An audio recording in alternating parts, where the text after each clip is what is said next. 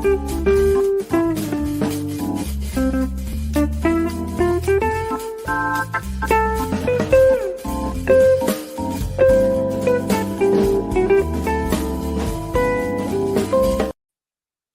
guys, welcome on in to another episode, Getting Well with Terry and Friends, MLB Trends and Betting Picks. I'm Terry, ready to break down today's slate. We have a few games to talk about today that I like, and we will, of course, break them down. But we'll start the show as we usually do, and that is taking a look at what happened on the last show for MLB, which was Saturday. Starting with this game here, Riley Green, over 1.5 hit, run, RBI, over 1.5 bases, plus 170. Both cashed. He hit a leadoff homer, I believe. I think it was his first at bat. I think it was actually the second or third pitch that he faced. Leadoff homer, cashing both plays, which was a beautiful start to the day. Boston Red Sox, Minnesota Twins, Jaron Duran on over 1.5 bases, plus 130, lost. But Willie Castro got multiple hits and cashed the plus 155. Danny Jansen cashed the over 1.5 bases, plus 114. Did not get the home run, plus 400. I believe he got a double in that game. Tyler Nevin was red hot, but now is ice cold. Didn't cash his bases. Didn't get a hit yesterday either. So he is officially now cold. So over 1.5 bases and home run loss with Tyler Nevin. But Abraham Toro cashed his bases prop. Cashed it again yesterday. He's been on a heater recently. And then Jake Cronenworth, over 1.5 bases cashed. RBI did not. So overall, 1, 2, 3, 4, 5, 6, 6 and 4 day in MLB on Saturday. But when all the plays are plus money, 6 and 4 is a great day. So look to keep that going here on today's MLB slate. Let's jump into the chat. Terrence, hello, Timothy. How are you doing this morning? We won't discuss what happened yesterday. Obviously, Tim Earl is a Denver Nuggets fan, and we won't discuss yesterday's game. Good afternoon, Terry. Good afternoon, Inc. How's it going? Storage Club. Good afternoon, Terry. To you as well. Hope all is well. No first inning run, minus 110 in the Yanks and Astros. Let's see here. Verlander and Gill. Yeah, I can see that.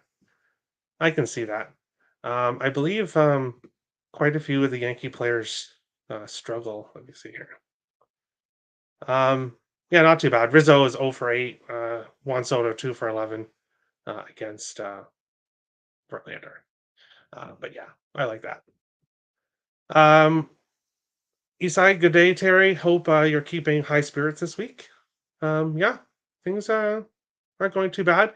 Of course, yeah, yesterday, not the best from the Florida Panthers, but we'll discuss that there in the hockey show, which will be right after this one. But we'll jump into today's slate and we'll talk about the first game happening, the early, I guess not early afternoon, but the afternoon game here. Texas Rangers minus 120 to minus 113 to minus 122. Oakland minus 105 to plus 108. 8s and 8.5s available here in this game. Jose Urena on the mound for Texas. Hasn't really pitched a whole lot. His last start, 0.2 innings, 2 hits, 2 earned runs against Kansas City. 3 innings against Cincinnati, 4 hits, 2 earned runs. 1.2 innings against Seattle. So he hasn't really been pitching a whole lot. So I'm sure we'll see the Texas bullpen here in this game. And then Ross Stripling on the mound for Oakland. I feel bad for him. He was with Toronto a couple seasons ago and was amazing. He was amazing when he was in Toronto.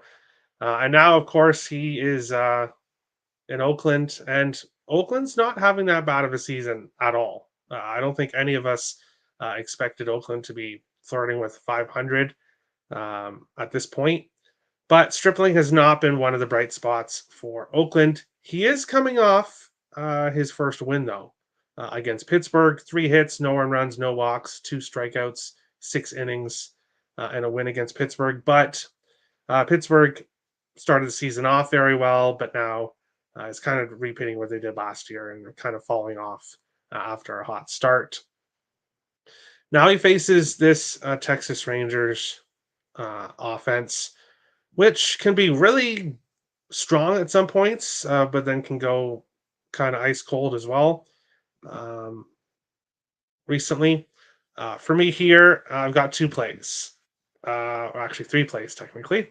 We're going with Jonah Heim over 1.5 bases plus 150, and over half a run plus 145.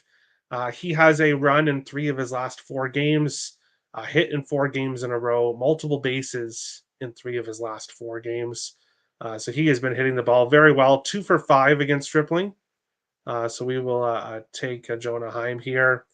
Marcus Simeon, 5 for 11 against Stripling with 3 doubles. So he's done very well against him.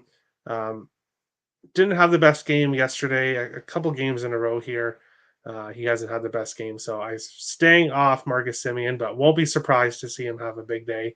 But I like Jonah Heim here. And then for the Oakland Athletics, Abraham Toro, plus 140, over 1.5 bases. He's done that in 6 of his last 7 games. We continue to bet him. He continues to cash for us. So we'll take him here. 0 for 1 against Jose Urena. But as I said, Jose Urena is probably not going to pitch that long in this game. So we'll see how Toro can do against the Texas Rangers bullpen in this game. Good day, Terry. To you as well, Captain Bry. Hope all is well. Ride the Wave, plus 105. Oakland for playoffs.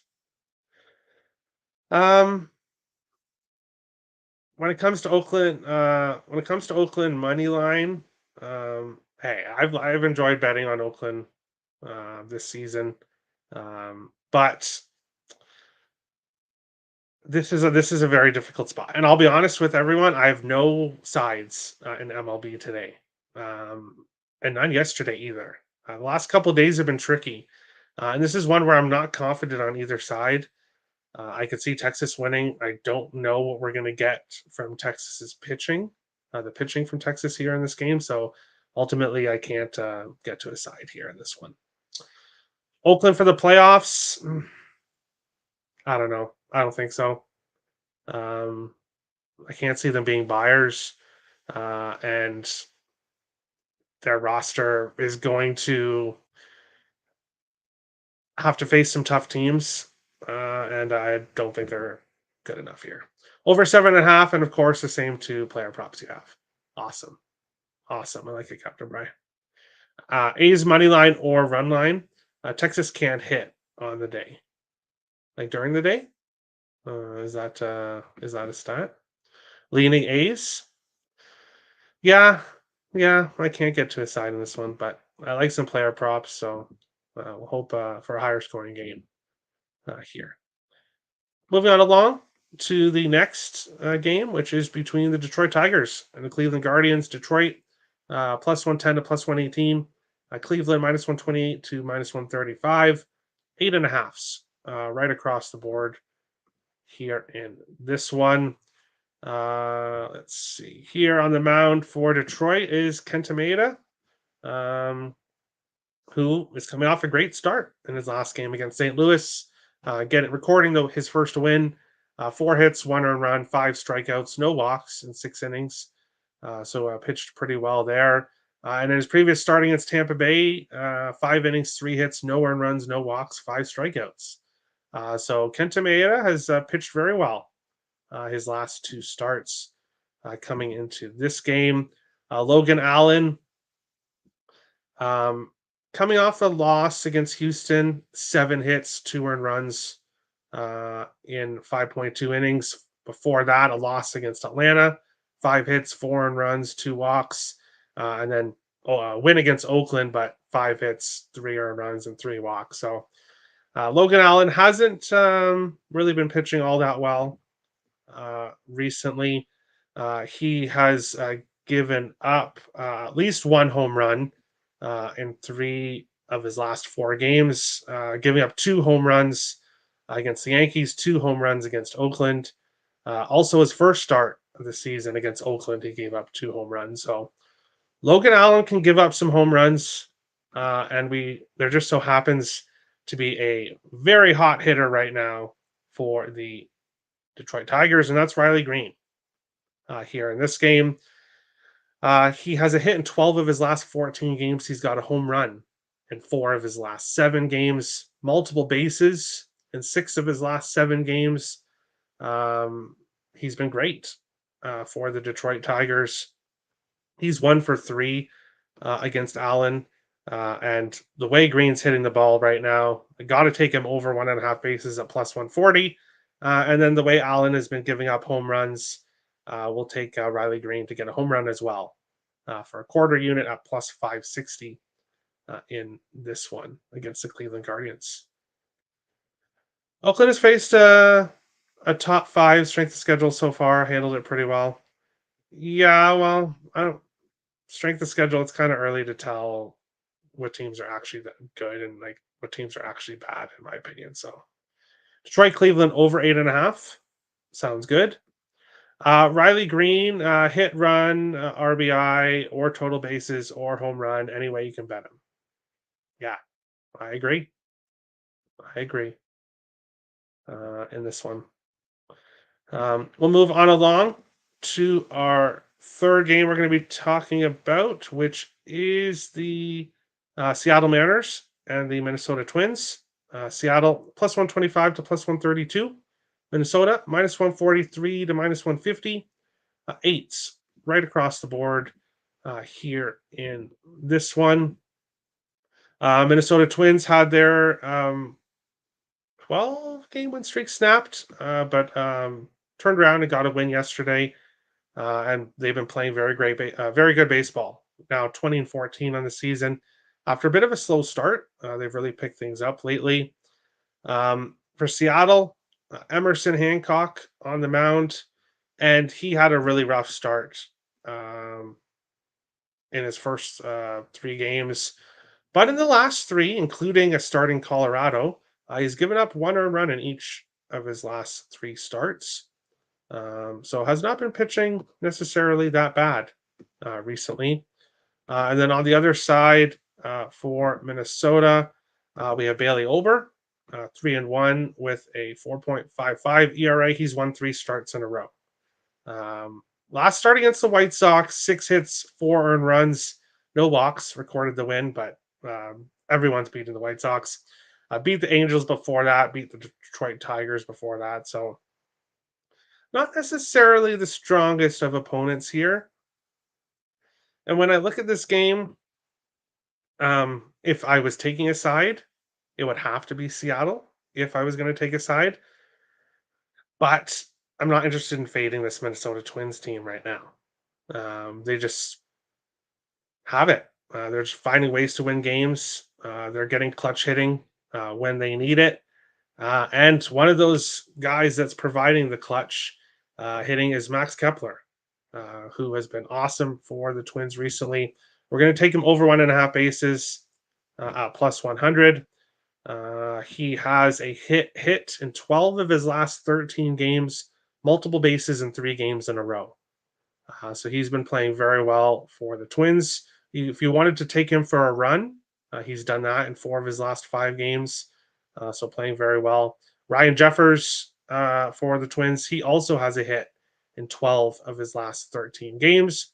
He's got multiple bases in 10 of his last 12 games. So both players hitting the ball very well right now. Yes, Emerson Hancock has been good in his recent starts, but this Twins offense is hitting the ball very well. So we'll see what they can do against Hancock and then against the bullpen for the Seattle Mariners. Seattle, Minnesota over 8. Seattle versus Minnesota under 8.5. All right. So Nick and Ink are going head to head. And for me, obviously, having two player props, I'd prefer a higher scoring game. But hey, um, we can all win technically because Nick has the 8. So we could all win slash push. That would be the best case scenario. But moving on along to our next one here, which is between the Milwaukee Brewers and the Kansas City Royals. Milwaukee plus 105 to plus 111. Kansas City minus 120 to minus 125. Nines. Looks like there's 9.5s available as well. In this one, Colin Ree on the mound for Milwaukee, coming off a win in his last start, 4 hits, no earned runs against Tampa Bay. Previous start, 4 hits, 5 earned runs against the Yankees. Previous start before that, 5 hits, no earned runs against St. Louis. So it's kind of all over the place. He's been giving up 4 to 5 hits. He's been walking 2 to 3 batters as well. So his walks have been a little bit high recently. And then on the other side, Seth Lugo for Kansas City, having a great season so far. 5-1 with a 1.60 ERA in 7 starts. I don't think Kansas City could have asked for much better. His only loss was against Baltimore, 9 hits, 4 earned runs. But hey, Baltimore has a very good team, so nothing to be upset about that one loss. Looking at this game, we're going with the player prop. We're taking Michael Massey over 1.5 bases plus 140. He has been Kansas City's most hottest hitter recently. He has a hit in 9 games in a row, a home run in 3 of his last 6, multiple bases in 5 of his last 6 games. So hitting the ball very well right now. We'll take him here over 1.5 bases, the nice plus 140 price, and see if he can get us a double or a couple singles, or maybe even a home run. Because I do bet home runs, obviously, but when I bet total bases, players seem to get home runs, and then when I bet them for home runs, they just get doubles. So um, I won't be surprised to see Michael Massey go yard in this game, but not betting it. Brewers are pass, and you're passing. All right. I know you're not a believer. Or sorry, that was last game. You're not a believer in the Minnesota Twins, but yeah, we'll see what happens in this game. But the final game we're going to be talking about is the San Diego Padres and the Chicago Cubs. Padres plus 125 to plus 144.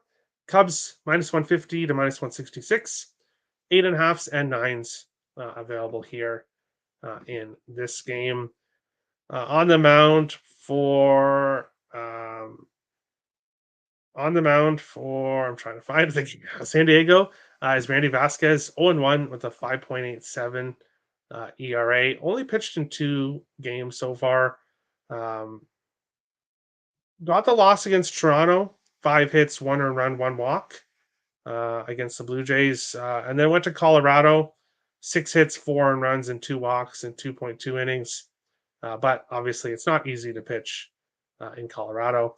And now he's heading here to Chicago to face the Cubs. And for the Cubs on the mound, Shota Amanga has been absolutely outstanding. 5-0 in 6 starts with a 0.78 ERA. He's just been consistent. The only game he didn't win was against the Dodgers, where he only went 4 innings, giving up 2 hits, no earned runs. His worst start was a win against Miami, where he gave up 5 hits and 2 earned runs, 1 home run in that game. So when your worst start is a game you gave up 2 runs in over 6 innings, that's saying a lot, and that's why we're seeing the Cubs at this minus 150 price. The only way I could look at this game from a side perspective is going with the first five for the Cubs. Which let me see what that would be. Let me see what that would be for the Cubs' first five. You'd have to take the run line. Let me see.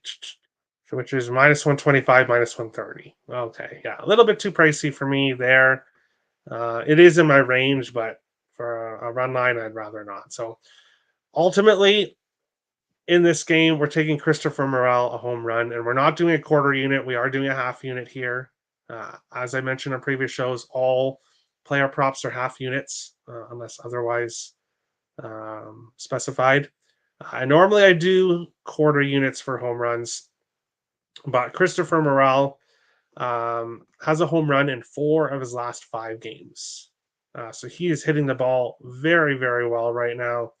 And taking a look at the weather report in this game, um, yes, there is a small chance of rain in this game, but the way the wind is blowing out, it says that any hard hit ball has a good chance of going out of the park. And Christopher Morel, obviously with a home run in 4 of his last 5 games, is hitting the ball very hard right now. So not the best price at plus 255, but when he's red hot as he is right now, we'll take him for a home run.